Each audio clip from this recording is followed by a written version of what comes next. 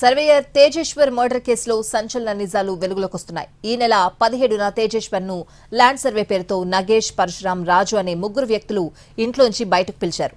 కారులో ఎక్కించుకుని తీసుకువెళ్లారు. ముందు సీట్లో కూర్చున్న తేజేశ్వర్ మెడ పట్టుకుని రాజు, పరశురాం కత్తితో పొడిచారని తెలిపారు పోలీసులు. ఆ తర్వాత డ్రైవర్ సీట్లో ఉన్న నగేష్ తేజేశ్వర్ కడుపులో కత్తితో పొడిచాడన్నారు. చనిపోయిన తర్వాత కర్నూలు శివార్లో మృతదేహాన్ని పడేశారు. డెడ్ బాడీని చూసిన తర్వాత సుపారీ బ్యాచ్ కి 2 లక్షలు ఇచ్చాడు తిరుమలరావు. మర్డర్ కు ముందు రోజు 20 లక్షలు బ్యాంక్ నుండి డ్రా చేశాడు తిరుమలరావు. హత్య తర్వాత ఐశ్వర్యతో కలిసి లడక్ వెళ్లేందుకు తిరుమలరావు ప్లాన్ వేసుకున్నాడు. ఐశ్వర్యతో పరిచయం తర్వాత భార్యను చంపేందుకు కూడా తిరుమలరావు స్కెచ్ వేసినట్లు చెప్తున్నారు పోలీసులు. తిరుమలరావుకు ఇప్పటికే పెళ్లైంది. సంతానం లేకపోవడంతో ఐశ్వర్యతో పిల్లల్ని కనాలని భావించాడు. ఇద్దరు వెళ్లి లదాఖ్ లో సెటిల్ కావాలని అనుకున్నారు. హత్య జరిగిన రోజు తల్లికి ఫోన్ చేసి కొన్ని దుస్తులు తెప్పించుకుంది ఐశ్వర్య. ఈ కేసులో పోలీసులు 8 మందిని అదుపులోకి తీసుకున్నారు.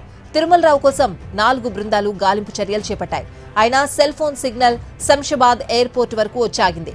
ముందుగా అనుకున్నట్లు లదాఖ్ వెళ్లుంటాడని పోలీసులు అనుమానిస్తున్నారు.